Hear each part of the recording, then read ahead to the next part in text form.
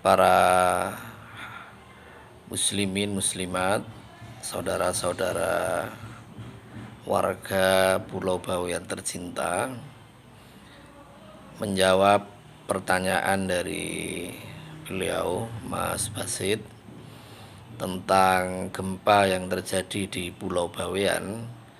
Sebagai seorang santri, maka saya yang pertama menyampaikan untuk muhasabah atau introspeksi diri, karena person-person di antara kita besar kemungkinan ikut menyumbangkan sisi kemaksiatan yang ada di pulau ini. Kemaksiatan yang sudah real terjadi di pulau kita ini ada dua.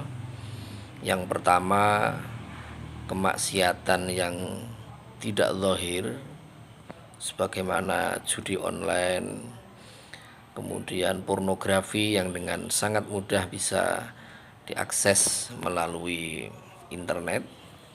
Kemudian ada juga kemaksiatan yang terang-terangan dilakukan secara bersama-sama, seperti peredaran narkoba, kemudian pesta-pesta miras yang dilakukan oleh orang-orang dewasa maupun anak remaja, juga aduan sapi, aduan ayam yang terang-terang dilakukan oleh masyarakat kita secara bersama-sama oleh mereka yang mestinya terdidik.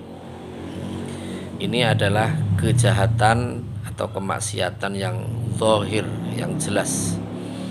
Nah, kemaksiatan yang zahir, yang ditampakkan itu dampaknya akan lebih besar daripada kemaksiatan yang tidak ditampakkan.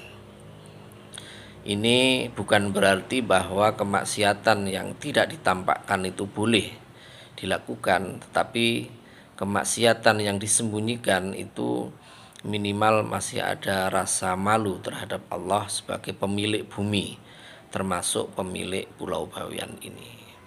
Sekali lagi, sebagai seorang santri, mula mengajak kepada semuanya saja masyarakat Bawean untuk introspeksi diri, meneliti diri kita masing-masing. Kemudian selanjutnya jangan cuek, sebab orang cuek itu manfaatnya sedikit meskipun musuhnya sedikit. Sebaliknya orang yang peduli itu manfaatnya banyak meskipun kadang musuhnya juga banyak. Yang dihargai di dalam agama kita itu adalah orang-orang yang peduli, yang mau ikut memperbaiki keadaan yang tidak baik di sekitar kita. Dalam bahasa agamanya muhsin atau muhsinin, bukan hanya hasan tetapi muhsin, bukan hanya baik tapi ikut memperbaiki. Yang kedua, problem tentang kenakalan remaja yang diawali dengan rumah tangga yang hancur, rumah tangga yang tidak harmonis, rumah tangga yang hanya diisi oleh kakek dan nenek. Ini adalah penyebab utama dari potensi munculnya kenakalan remaja, baik kenakalan-kenakalan yang sifatnya personal.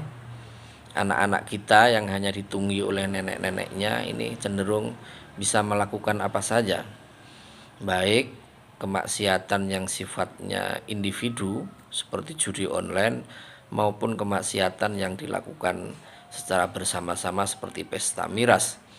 Dan kalau sudah pesta miras, maka rentetan berikutnya akan rawan sekali terjadi pencurian, bahkan sampai pemerkosaan. Jadi anak-anak kita yang tidak beruntung, yang banyak melakukan pelanggaran-pelanggaran hukum itu pada umumnya diawali dari keluarga yang hancur.